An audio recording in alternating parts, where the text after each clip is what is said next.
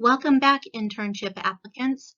This begins the APAGS Internship Workshop, Part 2 of 2. We highly recommend that you listen to Part 1 before continuing with this presentation, since the content in Part 2 builds upon the principles we outlined in Part 1. You can refer to our internship workbook for more comprehensive information about all of the topics addressed in Parts 1 and 2 of this workshop. So we'd like to get started right away with the content we will cover in this presentation.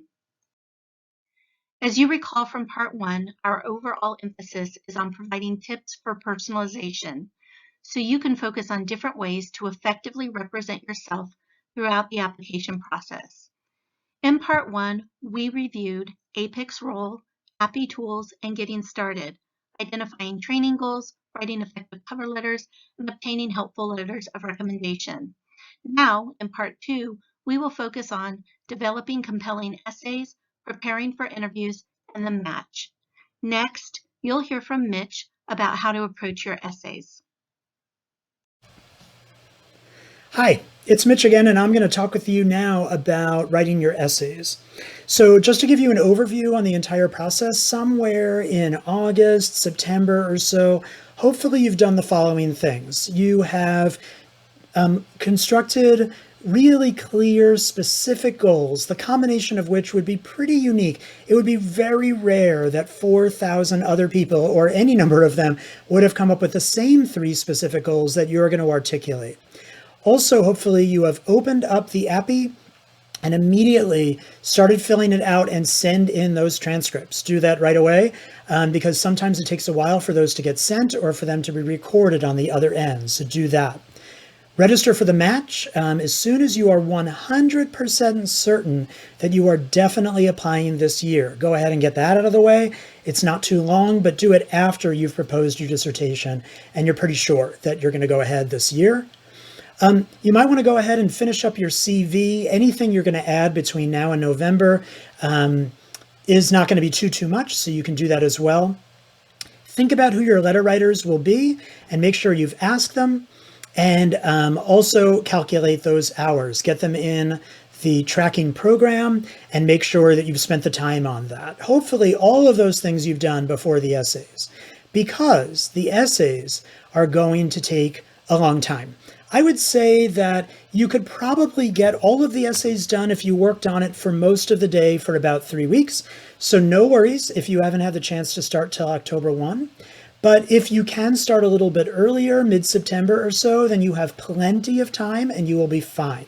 I'm going to walk you through some general thoughts about the essays, and then I'm going to talk about each one specifically to help you know how to sell yourself and how to talk about your experiences in the best way possible, and also avoid some common mistakes. So let me tell you a little bit about it in general. As I mentioned, it's time consuming, and the reason why is because the last time you have written a document like this, or 4 documents, I should say, is probably when you applied to graduate school. So it's first person, it's very anecdotal, you're telling stories, you're writing in short sentences. It's really important to remember that the people reading over your essays have done this for many years, and they're reading many people's in one sitting. So if it takes anyone a couple reads to understand a sentence, or things are slightly awkward in what it is that you've said and how you phrased it, probably the person reading is just going to skip over it and figure that your writing isn't as clear as they would like. I would use relatively shorter sentences. I would not use this time to show off my GRE verbal score in any way. Clarity is much more important. They know that you're really smart because you got into a doctoral program in psychology. So just communicate in clear ways that show your personality. This is the only time in the application process before the interview where they get to learn a little bit about what you seem like more interpersonally. So don't be overly cutesy necessarily. You don't have to start with a haiku or anything, but I would go ahead and try and write in the way that sounds a little bit more like how you talk. And yet it's also professional and appropriate.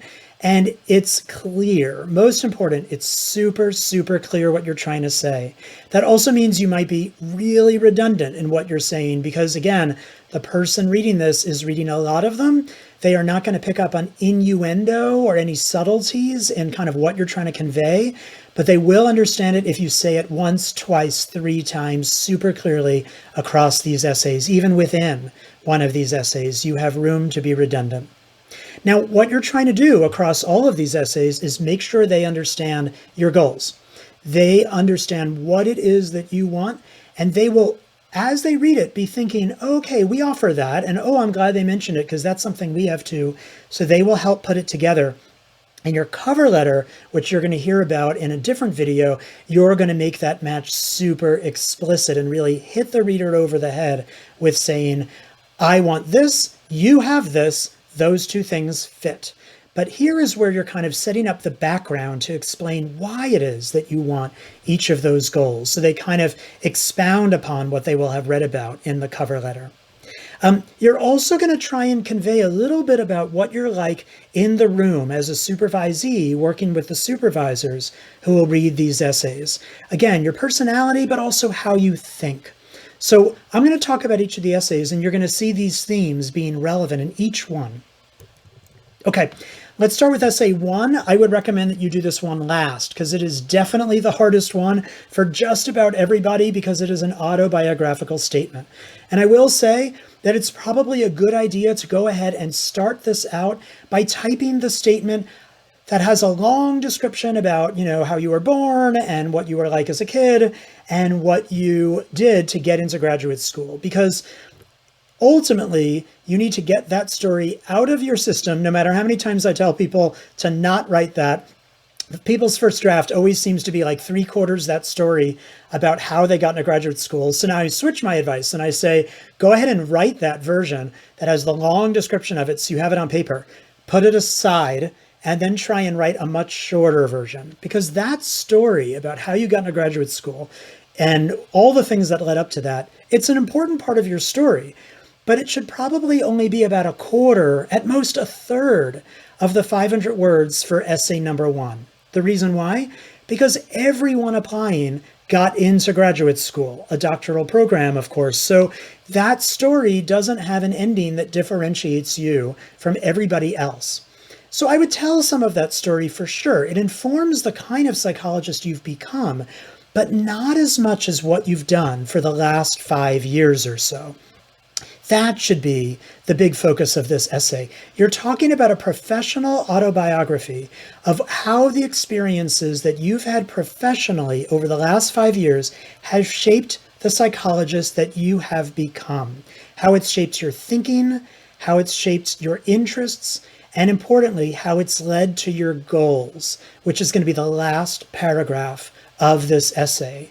Now, obviously, you don't have to do it exactly this way, but I will say that the most successful essays, essay 1s, are the ones that tell a story to say, here's how the person I am and the experiences that I have led to needing these kinds of specific training needs on internship. And then your cover letter is going to say, and by the way, you have exactly those things. So that's what you're doing. A quick caveat, I should say that there are places out there that might be, for instance, those that are particularly psychodynamic that might want you to go a little bit more personal than just a professional autobiographical statement. If you don't, it might be considered resistance or somehow a defense mechanism. But predominantly, I think the majority of sites these days are really looking for a professional autobiography to, again, explain what kind of psychologist are you, how do you think, and how does that inform what you want to do on internship? So I would suggest telling a story. Some good essays that I've seen have talked about how people have been really involved as athletes, let's say, and that led them to a discipline of practice or thinking about the ways that people experience the world that ultimately have informed the way that they do assessment, let's say. Or a person who has had a lot of experiences, interpersonal experiences in childhood that has now led them to think that interpersonal approaches in their pracs were pieces of their graduate school experiences that they resonated to the most, and they felt the most alive and most interested in the field. And they've applied that framework even in practice where that was not necessarily the focus, because that's really their MO, their way of thinking about psychology. And that's also a really good way to approach this. What is a theme? What is the way you think about yourself and the field, and do those go together? And can you tell us a story that really connects who you are, the way that you think about cases, maybe even research, and also how that has informed what you want to do on internship? As I said, you're going to state the goals at the end and make sure that you are not being overly modest. If you have something on your CV on page 6, even if it's on page 2, I can't guarantee that people will see that and read it when they're reviewing your application. Remember, they're reading a lot of these. So you're going to want to make sure that if there's something big, by the way, I was honored to receive the Nobel Prize, make sure that's in your essay 1 and you talk about it not just to brag, but as a way of saying it was that experience, that opportunity, that honor that really helps you to think more about what kind of psychologist you are. So you're getting that information in there to be sure everyone reads that, because almost everyone will read these essays very, very carefully. Think also about the essay 1 as a way of not restating the CV, but walking between the lines of the CV. So on your CV, I can see the words that you did, let's pretend, an anxiety disorders practicum. So you don't have to tell me exactly what responsibilities, what you did, but give me more of the color commentary about that practicum. What do you think about it? Did you like it? Why? Did you not like parts of it? How come? What was the thing that you were thinking of the entire time that you thought could have been done to enhance the experiences on that practicum? Or what were the things that were there that you liked the most? And how did that fit in generally with the way that you're thinking about yourself as a psychologist? So if you say, I found that when I met with families, it was far more exciting and helpful than when I met with individual kids alone. And that's why I'm really interested in a family-based approach overall. That's not information we would get on your CV, but that's the between the lines description of the experience that we need to hear about in essay number 1.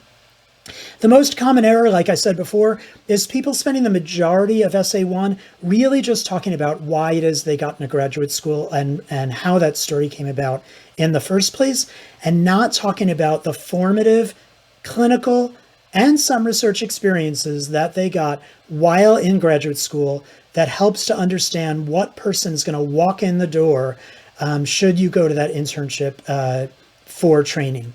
What is the way you think about the field? Okay, I want to say a couple of things about essays 2 and 3 together, because there are some ways in which both of these essays kind of can trip you up a little bit.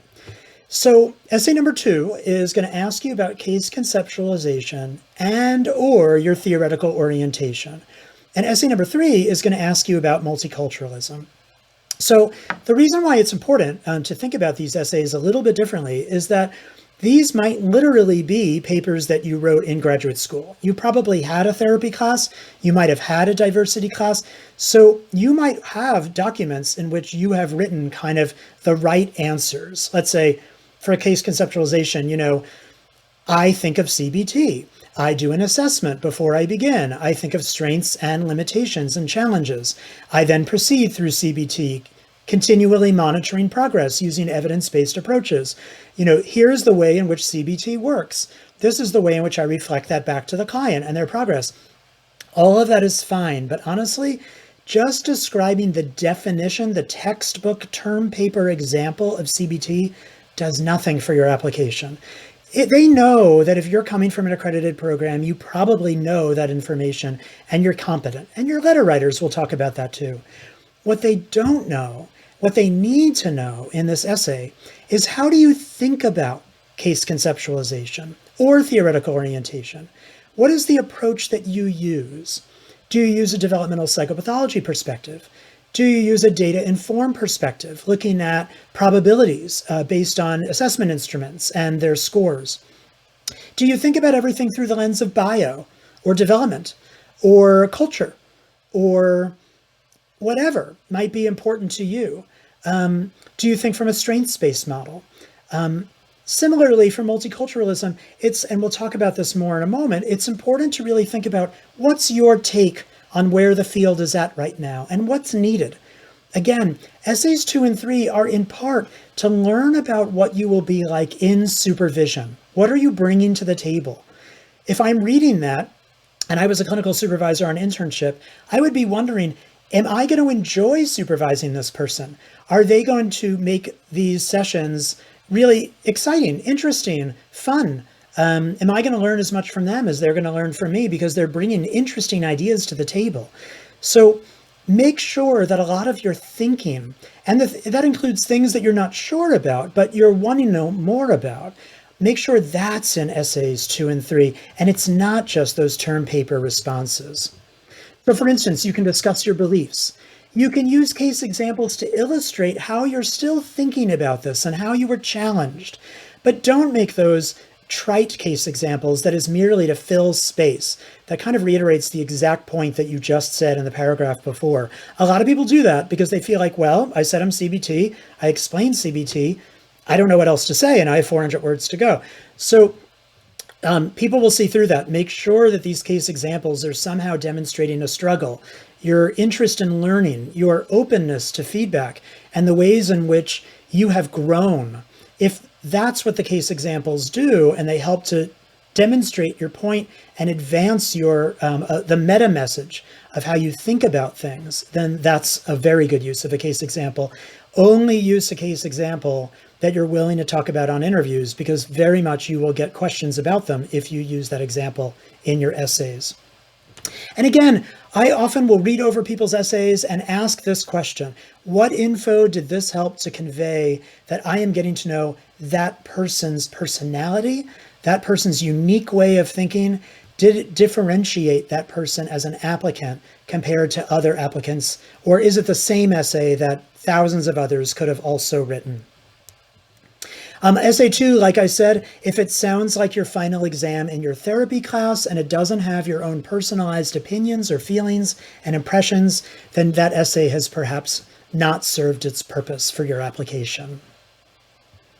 So for essay 3, I will say that there are a remarkable number of people, perhaps the majority, that simply will say in essay 3, hi, I believe diversity is important. Multiculturalism has been a part of my training. I am now going to list for you all of the non-white, non-male, non-straight types of clients that I've seen, different demographic differences, and at the end kind of state that I've really learned a lot. Often people will say that there's a case example and there was a moment in which they were working with a patient who was not white, not male, not straight, and there was something going awry or confusing or an impasse in the progress of therapy.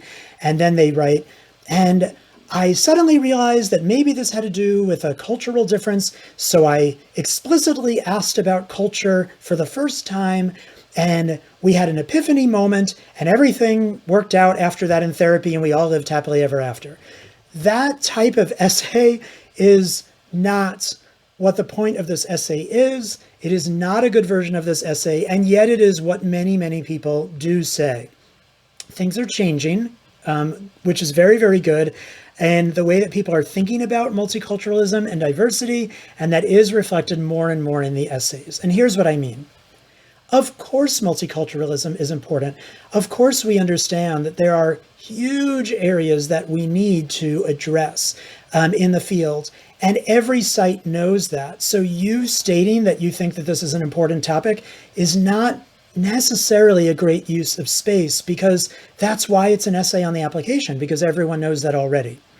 In fact, we really need to be doing a huge, better job at confronting systemic racism, white supremacy, understanding all of the ways in which our clinical approaches, our research approaches are horribly biased and limited by our hyper-focus on straight, white, males. We need to really understand the ways in which our own personal lenses are important in our roles as researchers, as teachers, as clinicians. We have to understand how we have not done nearly enough to even begin to confront the ways in which there has been a power differential, systematic injustices, and that has influenced all of the work we do as psychologists, and importantly, all of the experiences that many of our clients have endured. And we need to be able to feel comfortable confronting that and discussing that within the work that we do. Of course, you know that. And that's the kind of information that your reflections on, your experiences with, your discomfort with could be part of Essay 3. How have you thought about how you're experiencing your multiculturalism, or the ways in which you're experiencing differences in your demographics or multicultural attributes with others that you're working with as a psychologist? How do you feel the field needs to move forward? What efforts have you put in to demonstrate a commitment, or what ways are you learning and starting to realize that there are ways you could be putting forward more efforts? Everyone is on a trajectory in learning about multiculturalism. You don't have to have all the answers yet, but your openness to learn, your willingness to engage, your comfort with experiencing discomfort, and being able to challenge yourself and challenge others, including your supervisors, is, I think, what's really important today, and what's the kind of thing that would be helpful to put about in Essay 3.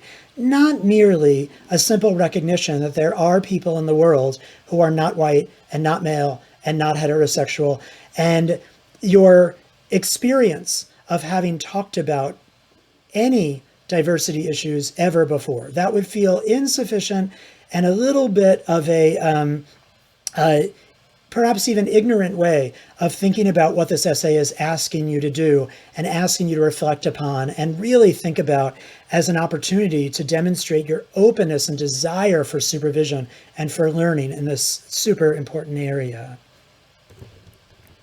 Let's talk briefly about Essay 4, because quite frankly, the vast majority of students do Essay 4 quite well, especially if they're from research-oriented programs. And that's because a predominant experience during graduate school was probably working on research. So even if you never want to do research again, you should not blow off this essay. This is an essay to see how did you do on the predominant activity you were supposed to be engaged in during your entire graduate training. So demonstrating that you, in fact, took it seriously and you accomplished some things and you can talk in a very, articulate way about your research is a nice way of demonstrating that when you're in a training program, you can meet that training program's goals. So Essay 4 is important regardless of your future interests in research. Some people may have come from programs where research was not a big emphasis. Either way, my advice is similar. And that is that you should start by talking about a research program. Really think about, here's the way in which I think of the world from a research capacity. I think of these variables or these theories or this constellation of kinds of issues in all that I do for research. And that research program statement will often be the first paragraph of your essay. In the workbook, we have lots of examples of essays, so you'll be able to see exactly what those look like and how those can be articulated. Once you've done that first paragraph to really talk about your overall program, you then talk about specific research studies that illustrate that program. Now, importantly, those studies do not have to be discussed in chronological order. You could start with your dissertation and end with an undergraduate study if it describes the way that you think about your research and the sequence of ideas makes more sense by talking about an old study last. That's totally okay. You also don't have to talk about only research where you're first author, as long as you have permission from the senior author to talk about that research as part of your body of work, and they feel that that's something you've genuinely contributed to. And you put a reference kind of citing the names, including your own as one of the authors in there. That is a perfectly appropriate and transparent way to talk about something you did contribute to scientifically. So you might want to think about putting the order of the things that you discuss in your research statement together in a way that kind of helps to articulate the program of research that you mentioned in the first paragraph. Now, really important, talk about the scientific contributions that the research has made. Do not, excuse me, talk about your role in running the research.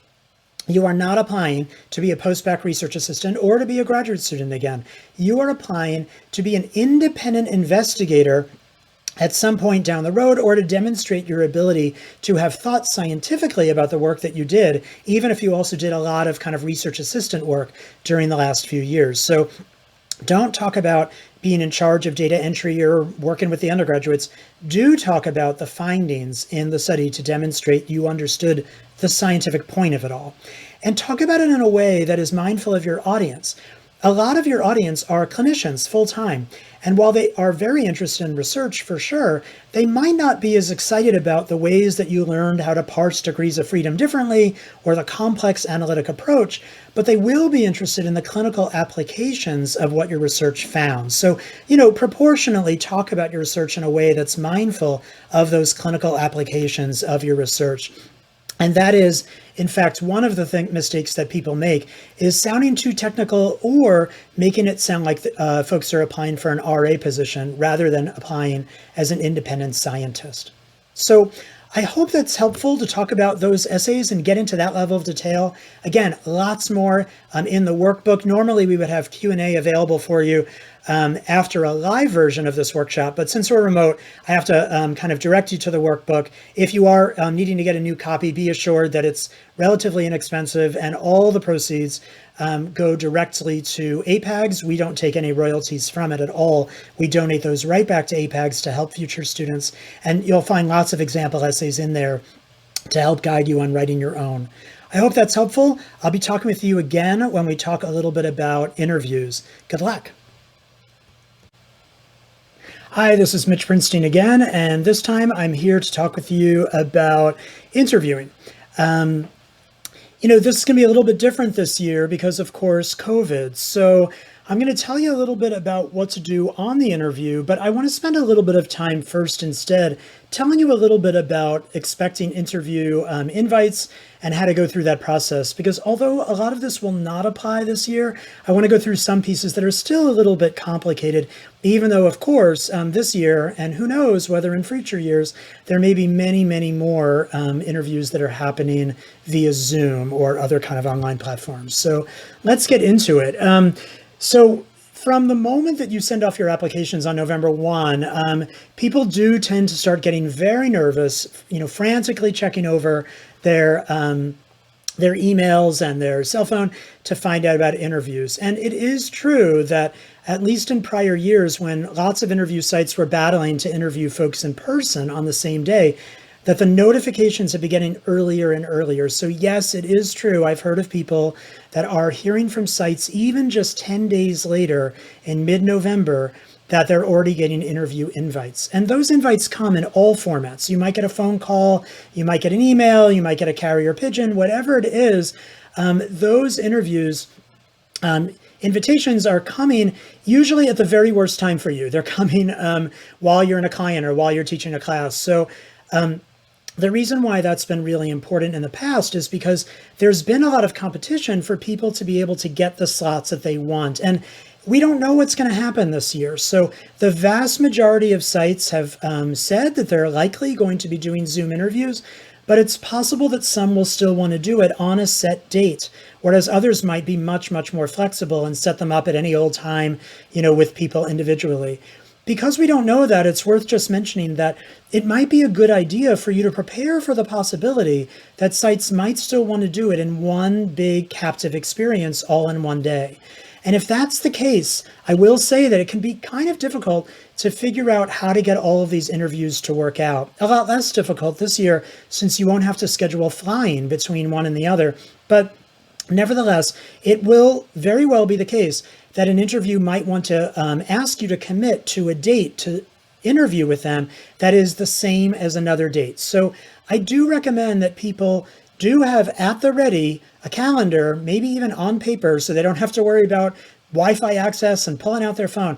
What dates they are thinking they would be available for each site, especially if some sites tell you that they absolutely, without question, are going to want you to interview on a certain day in December or January if you are selected for them. Because A lot of times when you get these calls, it will be from an administrative assistant who we need to be sympathetic towards. They might seem a little bit, kind of assertive in trying to get you to make decisions on the spot. But remember, they might be trying to set up interviews with so many people, and it's so much more complicated this year. So very often people report that they want an answer from you right away. They want to know what day you're going to be able to interview the moment that they call. So as you're digesting the good news that you were selected, you have to tell them exactly when. So go ahead and get that information kind of really at the ready so you can very quickly pull that out and say, great, I'm available on this day, but not that day, and so on. So I think that's super important. I still think that even though you might not have to travel to these interviews, it might be a good idea to try and avoid doing 2 in a row if you can. And the reason why is because these are exhausting, especially if it is a full day event on Zoom. I'm not even talking about Zoom fatigue. I'm talking about the idea that you are on the entire time. You are going from meetings with faculty to students, the training director. And in each one, you are really going to be focusing on how it is that you are conveying your interests, your goals, and what you perceive as being a fit between the internship site and what it is that you're hoping for. And that's pretty difficult to do over and over. At the end of that, you need to do a lot of preparation for the next interview. And it might be that you want to take a day off if you can to really write down your notes. We'll talk about that more later. And then really focus on studying up on the website and your cover letter for the next site. If it's happening on the very next day, that might be a little bit rigorous. So go ahead and think about whether you can find some buffer times in between. Hopefully, a lot of sites won't do them as all-day events, and you'll get lots of free time. But again, we don't know what's going to happen this year. So obviously, we won't have to think about flight delays or cancellations, but it is the case that often these interviews are done in rapid succession. So, next to your computer, keep whatever sustenance you need to keep yourself well-fed and well-hydrated while you're doing this when what could be long marathon sessions. I will say that interviews have in the past been happening earlier and earlier, with some people even be giving interviews at some sites in the first week of December, which is really, really remarkable because that is really rare just a few years ago. But now you might find that from early, certainly mid-December, all the way until February 1 or so, you might be, previously on or traveling to interviews. At this point, since traveling will be kept to a minimum, hopefully, you'll still be doing interviews, and it might be hard to really change your mindset back to your dissertation completely, in between a couple of interviews. You'll be reflecting on and stressing about, the past and upcoming interviews. So I do recommend that if there's any opportunity to block out those times to give yourself the rest that you need, the self-care that you need, and not be thinking that that's going to be the time you're going to really crank on dissertation analyses and writing stuff up. Try and think about getting those done before December if you can, and also expect that you're going to have lots and lots of time after February, especially as a good distractor from thinking about how all those interviews went and what the match results will be. So that's just some information to help you plan your year. Again, we don't know what's going to happen this year, but in the past, there have been some different kinds of interviews. So let me just tell you a little bit about this briefly, so that way you're not totally thrown and you know what to expect. There are open houses, and they may have those again this year. They might be broadcast with you able to write some questions. In the past, people have felt a little bit struggling about whether or not it's worth traveling out for open houses. Genuinely, if they say it's an open house and they're not interviewing you, then they mean it. But nevertheless, people have thought that it was good to go and get some experience if they can. If those are happening on Zoom, it's still probably a good idea for you to participate just so you can see over the computer what the site looks like and what the vibe is, not just on paper or online about each site, but you're able to get a sense of the culture and the experiences of that site.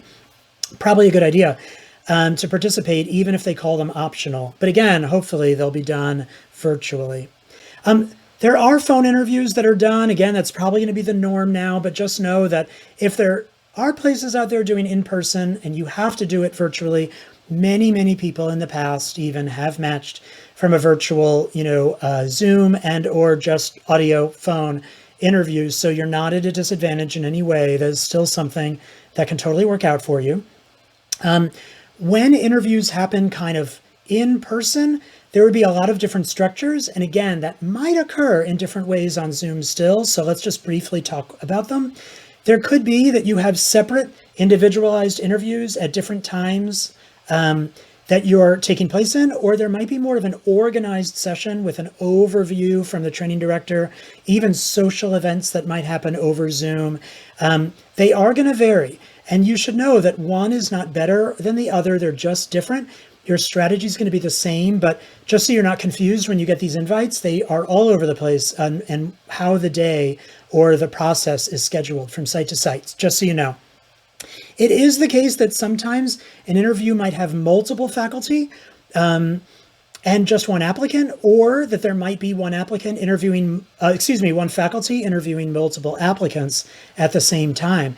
And honestly, I don't know that I would change my strategy at all for those. I would not try and one up the person, kind of also in the interview. If I was interviewing with other applicants, I think that would come across horribly, like, oh, you did only 6 whisks. Well, when I did my 7th whisk, it all came together for me. Like, no, I would not do that. I think that would be obnoxious and not the way to really focus on it.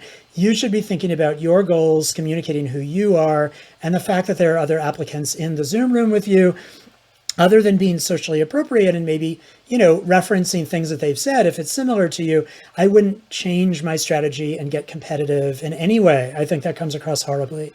The big thing that I think is takes people by surprise on a lot of interviews is the extent to which places vary on whether you will be the question answerer or whether you will be the question asker. And as that implies, there are going to be places that are very much adhering to a structured interview format where they might ask you lots and lots of questions as if they were trained to do, with minimal facial expression or response, to do a standardized process, score you on that, and make this almost a quantitative experience. There are other places that will ask you a lot of questions. It might not be so standardized and quantitative, but still they might have lots and lots of things to say and ask you. And yet there are other interviewers or sites where all the interviews will really be you kind of joining the virtual kind of room, and they say, great, glad to see you. What do you want to know? And you are leading the entire interview. For that reason, in the workbook, you will find lots and lots of questions, things that you can talk to interns about versus faculty, things that people will ask you, things that you can ask them. Don't ask those exact questions. There are plenty of internship sites that have a copy of the workbook too, so reading them out verbatim is going to not probably come across very well. They'll know exactly what you're doing. But use those questions to stimulate your own paraphrasing or other questions that you have that are thematically similar. Those are meant to be a guide for the kinds of things to expect. Most people are super nervous for the very first interview, the very first day, the very first site. But, this ultimately will be something you'll do very well in. You're really just going to want to prepare to get over the hump of those first couple that make you feel a little bit uncertain about what to expect. And I'm going to do my best to try and tell you a little bit more about that now, so that way you know what this is going to be like.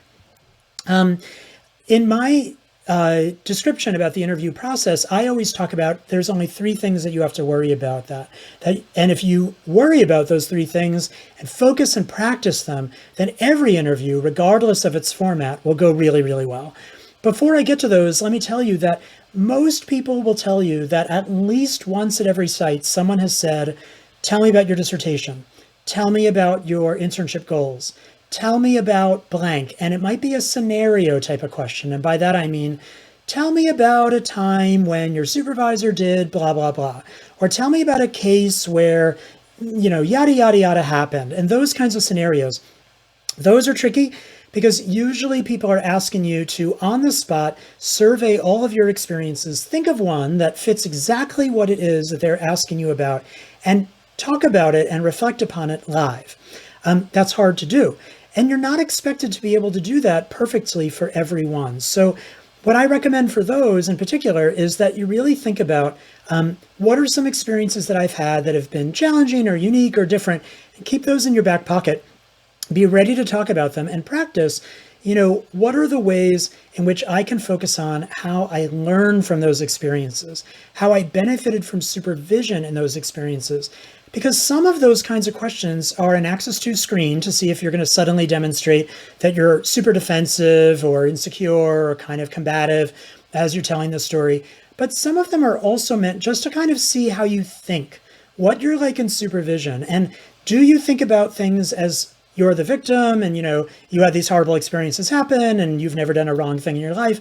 Or has even horrible injustice led you to think and grow, if indeed it was something that was in no way your fault, and really learn new skills? Because we can all benefit even from adversity.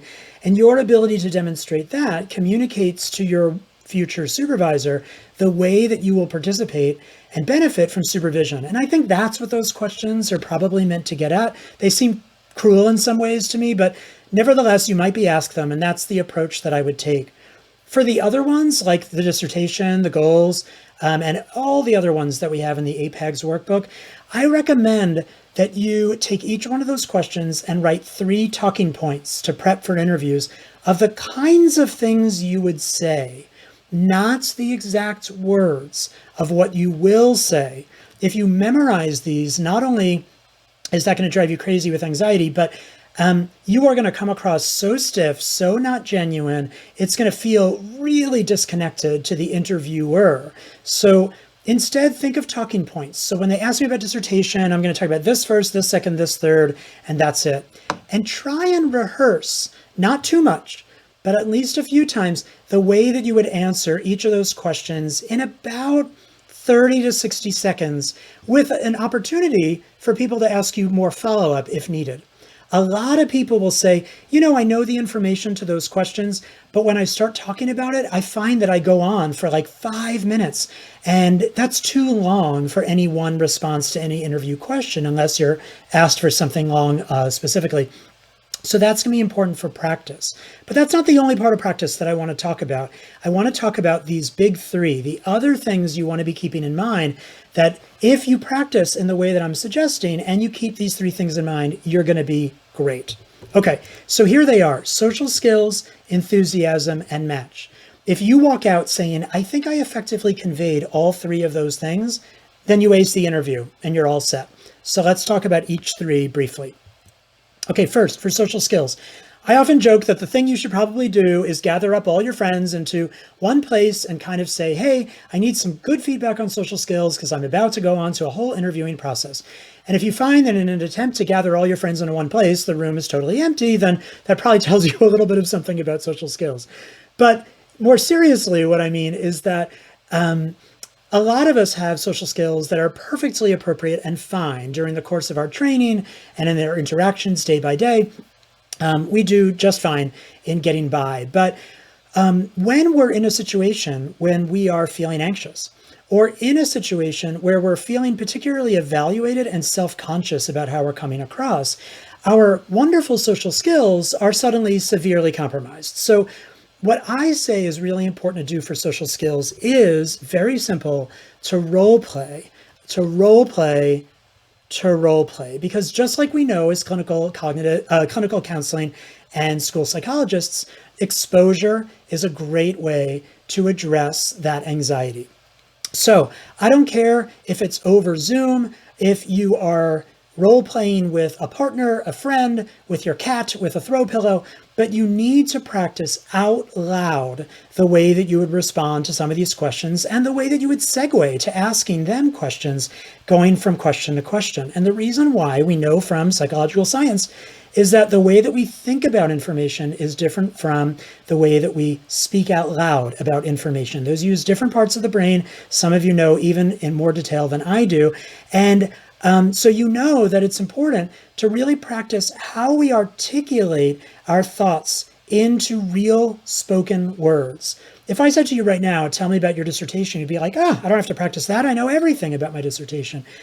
But do you know how to explain it in simple sentences, in order that makes sense, and in ways that capture the most relevant points in about 30 to 60 seconds? probably that would take you some practice. And just thinking about it or typing it is not the same thing as saying it out loud. So that's what I mean about role playing and trying to see how it sounds. I do interview role plays with all the students in my program that I'm housed in every year. And usually I have to provide no feedback to them whatsoever. They role play it. And as soon as they hear it come out of their mouths, they say, oh, I know what I have to say differently.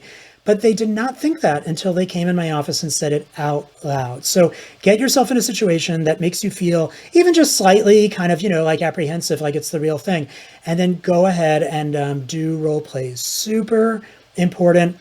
If you remember nothing else from this entire thing, remember that tons of amazingly well-qualified applicants on paper totally lose their shot at getting fit at a site because they bombed the interview, and not because they're not capable at interviewing, but because they did not role play enough. So this is really, really an important message. Okay, the next thing I want to talk about is enthusiasm. And the reason why is, again, I want you to think about the experience of interviewing from the perspective of the interviewer for a second. For that person, they are going through a whole list of people who are incredibly well qualified. You and everyone else that has been selected, which, by the way, is usually 1-to-5 ratio, 1-to-7 or 10 ratio. And by that, I mean, usually about 5 people are interviewed for every one slot, maybe 7 or 10 people. Now, again, that might change this year since it's easier to interview people via Zoom. There might be more people, but the process as the interviewer can be a little bit tiring after a while. You're kind of answering and asking many of the same questions over and over to person after person. And frankly, everyone seems great. So it's really hard to kind of go through that process of how am I going to figure out who I want to work with and not when they're all so good. And I'm basically having the same conversation with every one of them. The ingredient that makes the difference is what person makes you feel as the interviewer, I'm activated in the room with this person. I'm excited about my job all over again when I talk with this person. This person feels like they would benefit super well from the things that we offered at the site. And I kind of feel glad that I chose a training position rather than me working somewhere else where I probably could have made more money, because I love working with students so much. And that's the attitude, that's the vibe you're trying to achieve in that interview. The way to do that is by you, the interviewee, expressing enthusiasm in the course of the interview in a way that kind of becomes contagious, and it does, and really makes it feel like, wow, this interaction is so fun and exciting. I want to work with that person for an entire year. Bam, that's a good interview right there. So how do you do it? I don't think that you should get out pom-poms and start spelling out the name of the site and jumping up and down.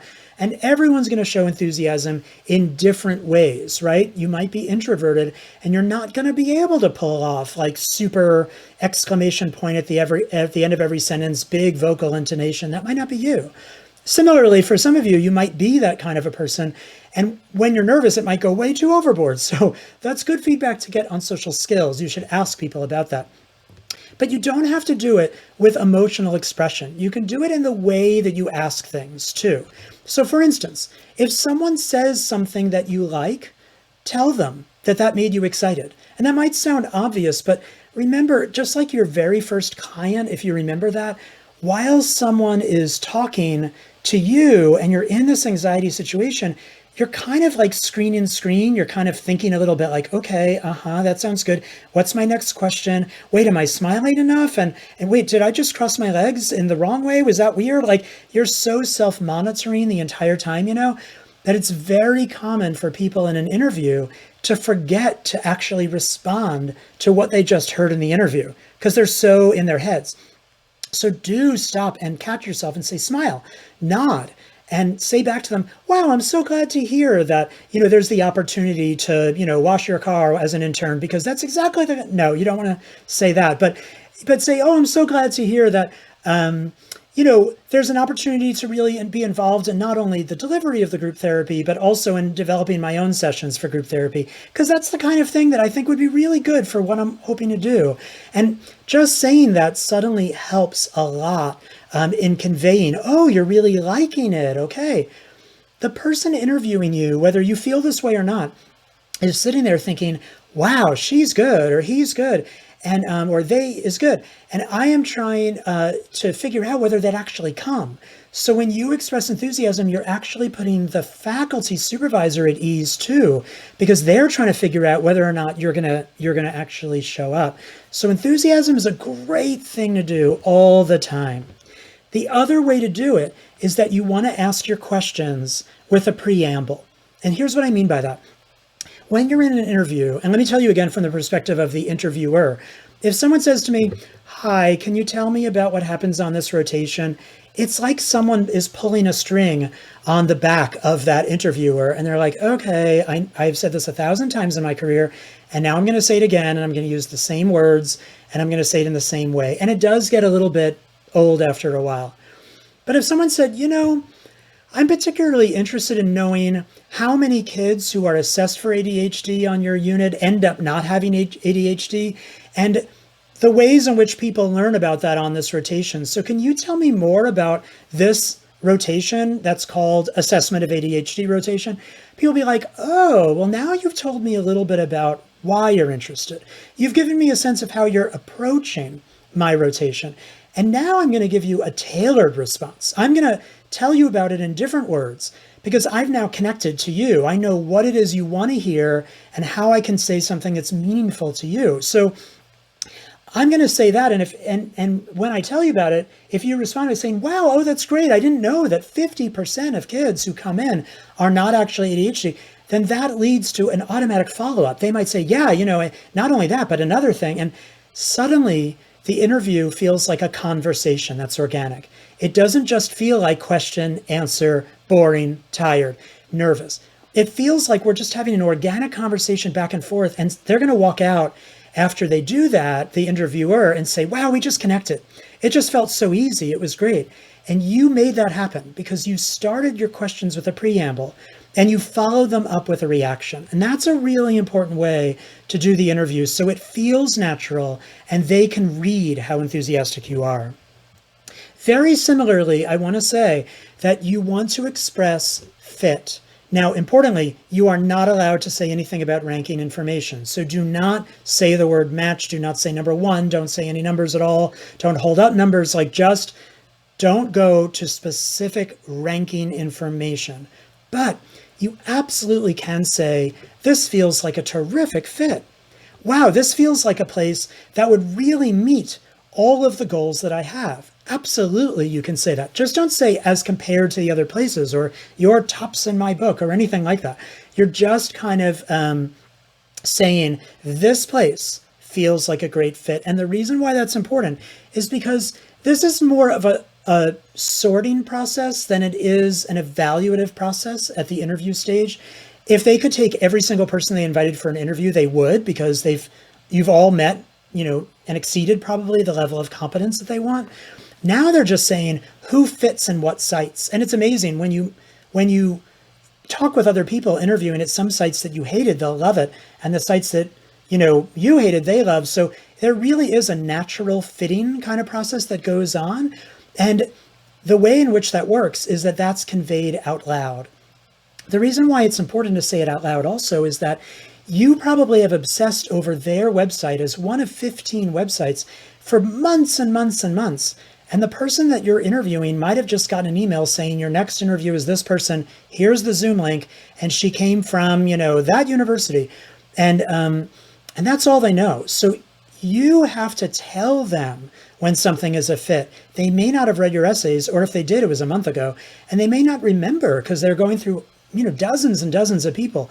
So you should say, "Wow, I'm so glad that you mentioned that opportunity for group work because that's one of my primary goals for internship. It's exactly the kind of thing I think I need to do in order to get to this next step in my career." So it's a really, really important thing to say explicitly. You are offering X, I hear, and that's exactly the kind of thing that I want. Again, this is another way that you can use the preamble and say, one of the things that's most important to me on internship is that I learn more about family therapy. So your rotation in particular, since it's the family therapy one, is the one I've really been wanting to hear the most about. And they're like, "Oh, okay, well, that's good." Particularly, I'm really excited about learning a systemic approach versus a structural approach or reflecting team approach or whatever it might be, if that happened to be your area of interest. Then, you're guiding them again and telling them that this is the thing for you you're perceiving as a fit. Okay, I hope that that's really, really helpful. I will mention briefly that a lot of people have questions about thank you notes. I personally think that it's not a bad idea to send an email to say thank you for the time that you've spent. If you do it at the end of all of your interviews, you can reassert your feeling of fit, not by saying anything about rankings, but saying, wow, I finished all of my interviews, and having seen them all now, I just wanted to let you know again that I really thought that your site was such a wonderful fit, and thank you so much for the time that you took to get to know me. Again, there's some examples of the thank you notes in our workbooks. You can check that out. But it's a nice opportunity. It's the polite thing to do, and it does take a lot of time for people to do those. So it's a courtesy, and I think it's worth it.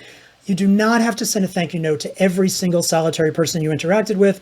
You could send to one or two and say, and also please pass along my gratitude to the following people that I also saw in the background on the Zoom, kind of chat. So that's totally cool to do, and probably a nice idea to do that as well. I wish you all so much luck in the process, and I'm sorry we weren't able to meet in person this year. But as I believe we'll have said in an earlier video, I actually talk a lot about internship on Twitter. So, if you have questions, you can find me on there. It's @MitchPrinstein, and ask questions. That way the answers that I give aren't just for you, but they could benefit other people who might get a chance to see them too. So I like to do it that way to make sure that the time invested can benefit as many people as possible. I think that it's going to work out very well this year, maybe even better for you for being able to do it all from home while wearing your slippers. So hopefully it's less stressful. But it is a really difficult process, and I wish you all the best. And thank you for watching this video. This is Greg Kylan again, and I am back to wrap things up today by talking about the APIC match. I'm going to focus on phases 1 and 2 of the match, along with the post-match vacancy service. Let me give you an overview about how the two phases of the match operate. The two phases are essentially two separate matches, one right after another.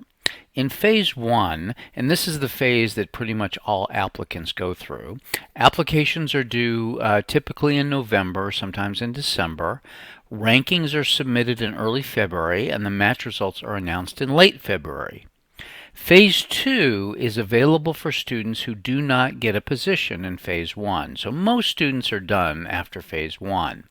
In phase 2, it's essentially the same thing all over again, but it's an accelerated process, about a month from start to finish. It includes pretty much all unfilled positions from phase 1, along with any new positions that may have come along. And it also includes all the unmatched applicants who registered for phase 1. They're allowed to participate in phase 2 at no extra cost. In terms of eligibility for the APIC match, students from non-accredited doctoral programs are not eligible to participate in this year's match.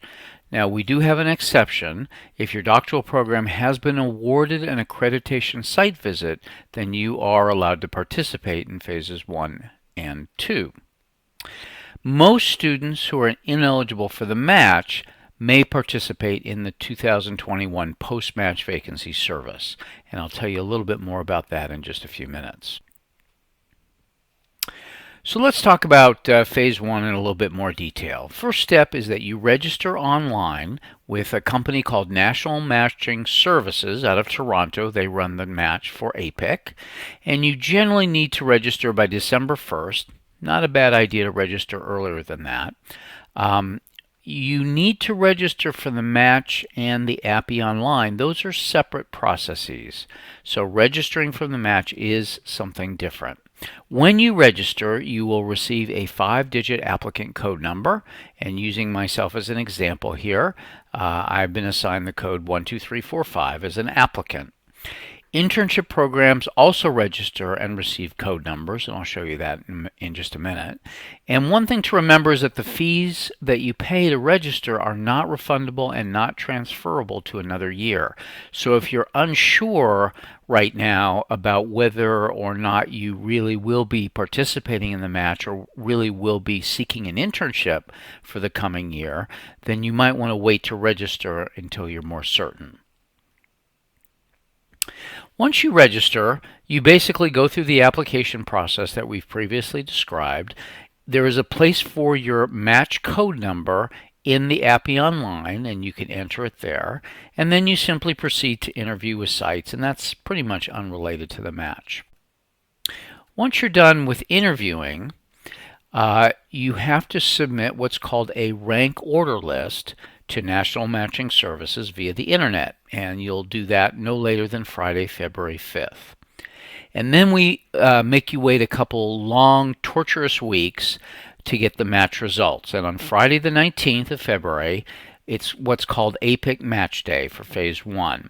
That's when everybody who has participated in the match will receive their results. And so all students receive the name of the site to which they matched, if they did match, and programs receive the names of the students to whom they matched. The results are absolutely binding on all parties. So what that means is once you receive your match results and learn where you are going to be going on internship, it is not an option to change your mind. It is not an option to back out. You are contractually obligated to attend the internship to which you've matched, and the site is contractually obligated to accept you as an intern. So let me show you what this rank order list looks like. And again, I'm using myself as an example as an applicant. And let's say I've applied to a number of internship programs. And in fact, I may have applied to, let's say I've applied to 10 internship programs, but I only got interviews at 5 different programs. And I've decided that all of them are of interest enough to me that I'm going to rank them. And if I was not interested in one, if I attended the interview or went on the interview, or I guess this year it will be doing video interviews. If I decided that the site is not a place I wanted to be matched to no matter what, I would simply leave them off my rank order list. But by including these 5 sites on the rank order list, these are sites where I am willing to be placed. Now you'll notice 6 rankings. And I mentioned 5 sites. You'll see the South Park VA appears twice on this list. And that's because I applied to 2 tracks at the South Park VA, and the match allows you to rank different tracks at the same site in different places if you want. So in this case, since my rank order list is in the order in which I prefer my placements, I prefer, Transylvania Community Mental Health Center is my first choice, Aardvark Internship is second, and then the child track at the South Park VA is my third choice, and so on all the way down the list. So this is what your rank order list will look like. I do want to mention that each program in the match has a 6-digit code number that you will use, and the first 4 digits designate is sort of a code for the site. So you can see the South Park VA, both of those tracks start with 3000 as the site number. And then the second, or the 5th and 6th digits are the track number within the site. Okay, that's what a student's rank order list looks like. Here is what a program will submit. Basically, a program submits a rank-ordered list of students in the order in which they prefer them. So the Transylvania Community Mental Health Center has decided that I am their #1 choice, which means I am their most preferred applicant. And then all the way down the list, here they've chosen to list 30 different applicants. And that is what a rank order list for the program will look like. Now, one thing that is extremely important, and if you forget everything I say during this presentation, I want you to remember this, and that is submit your true rankings to the match. In other words, when you decide the order in which you are going to rank sites, the only thing you should pay attention to is which ones you prefer to be at most. So your number one choice should be the place you want to be, period. That's it. You don't consider anything else. You do not consider your chances of getting in there. You do not consider how many other students applied, how competitive it is, the correct strategy for ranking, or anything else. You simply ask yourself a question, which is, where do I want to be the most? And whichever site that is, that's number one. And you do that for every single site on your list. That is extremely important because the match algorithm has been designed to treat your preferences as very important, and same thing for sites preferences. It takes those very seriously. And if you do anything because, if you change your true preferences because you think you're going to get an advantage or because somebody told you to do it that way, it's a big, big mistake. Because what's going to happen is you're going to inadvertently fool the computer into placing you at a lower ranked site. In fact, this will work best for everybody if they simply submit their true rankings in the true order in which they prefer them.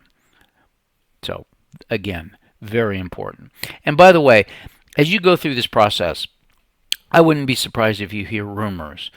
People will say, oh, well, APIC changes the algorithm because they want more people to match. So sometimes you're not supposed to rank all the sites, or you're supposed to do it this way or that way. And don't listen to any of that.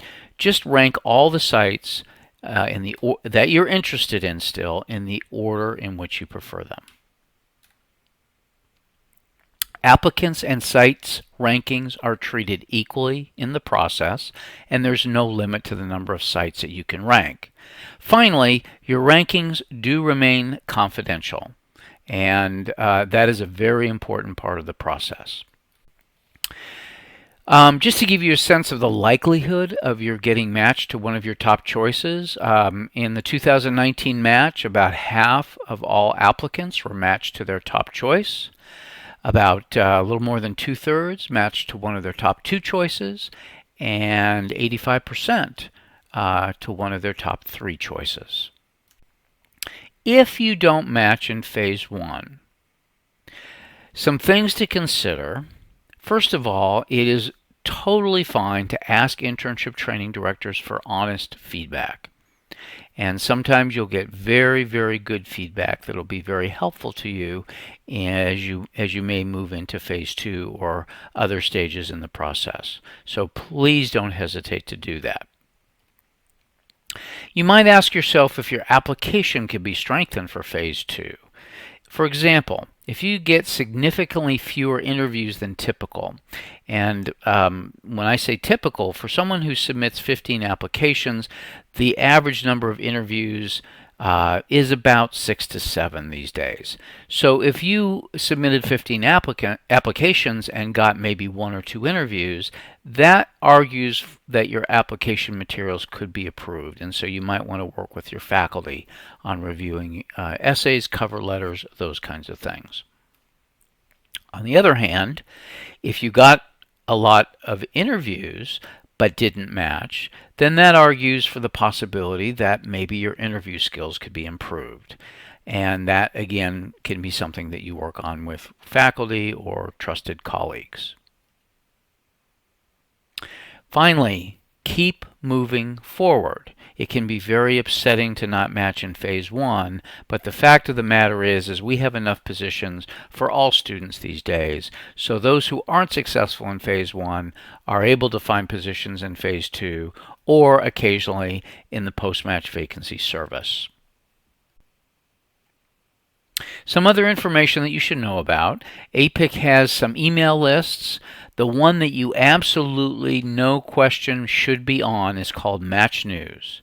The only people you will get emails from is mostly myself, but also other APIC personnel. But usually you won't get more than 4 or 5 emails a month, and usually less than that. And this is a really vital source of information. You should be subscribed. You will find it very, very helpful. I send out lots and lots of information and tips along the way, and a lot of your questions will get answered that way. APIC also has a discussion list called Intern Network. Unfortunately, it is rarely used these days, but if you are adventurous and want to sign up and start a conversation, that would be terrific. Another thing you should know about is the APIC match policies, and I'm not going to go over all of them today, but you should be familiar with them. They provide rules about communication that everybody needs to abide by. For example, sites are not allowed to ask you about your rankings, about how you rank them or how you ranked anyone else. You are not allowed to ask sites about their rankings or about how they ranked you. And you're not even allowed to tell sites that you've ranked them in a certain place. So, for example, you cannot tell a site that they are your #1 choice. Okay. Now, those communication rules are not meant to be a muzzle on all forms of communication. Far from it. We simply don't allow you to talk about ranking information because we don't want students to be pressured by sites to disclose or to feel like they have to disclose their own rankings in order to be considered by sites. Those kinds of things used to happen a long time ago, and we've worked very hard to get rid of that kind of pressure. So as long as you stay away from talking about rankings, you can talk about pretty much anything else. Ask all kinds of questions. Whatever you need to know about the site, you're welcome to ask. As I mentioned earlier, the match results are binding. And also something to be aware of is that the APIC directory has what's called an interview notification date. Every site is required to list the date by which they agree to notify you as to whether or not you will receive an interview in Phase 1. So that's important information to know. Also, there are special procedures for couples. So if two people designate themselves as a couple in the match, there are special procedures that allow them to coordinate the location of their internship placements in order to try and be geographically close during the internship year. I'm not going to give you specifics about that, but there's plenty of information on the website about that if that's something that pertains to you. So let's talk a little more specifically about Phase 2. As I mentioned, Phase 2 includes those students who were unmatched from Phase 1 and the positions that were unfilled from Phase 1. So on Friday, February 19th, when Phase 1 ends, Phase 2 begins. And on that day, a list of unfilled positions from Phase 1 is posted for students to access. The API Online also reopens, and students have 6 days to submit applications. And during those 6 days, training directors do not have access to any applications that are submitted. So instead of it being a race, we give you 6 days to look over the list of positions, consult with family, decide where you want to apply, maybe work a bit on your application, and get your application submitted. By Thursday, February 25th, that's when the API Online opens to sites, and sites can access any applications that are submitted, and they begin to conduct interviews at that point. But again, that period from the 19th through the 25th is a period where it's very much focused on students submitting applications. Training directors cannot see them until that Thursday. On Monday, March 15th, rank order lists are due, and then on the following Monday, March 22nd, 2021, that is Phase 2 match day. So as you can see, it's the same process all over again. It's just accelerated. Few words about the post-match vacancy service. The post-match vacancy service happens after the conclusion of Phase 2, and it's basically for any students who still have not secured a position at that point, as well as any unfilled positions that are remaining. You may have heard the term clearinghouse. We haven't used that term in probably a dozen years, so that's long gone, but some people still use it, but they're referring to what the old version of the post-match vacancy service was at that time. As I said, it begins operation at the conclusion of Phase 2. It continues through October 31st, and really all it is a web page where training directors will list available positions. And we don't use the API online during the post-match vacancy service. Students simply contact training programs. They submit materials through email, and offers are made, often very quickly. And positions are filled as whenever training directors want to make offers to fill them and whenever students accept those offers. So you basically, anybody participating in the post-match vacancy service is keeping an eye on that web page, and you can sign up for email updates so you can receive emails every time new positions are posted. Okay, so that concludes our presentation. Here is contact information again, both for myself and for the API Online Coordinator. The apic.org website has lots of information about the match, and National Matching Services website also has lots of information, and there is their contact information as well. We have really appreciated your attention if you have made it this far, and we hope this information was helpful. As I mentioned, if you have any questions about anything, please don't hesitate to write or call, and I'll be happy to chat with you and get your questions answered. Thanks.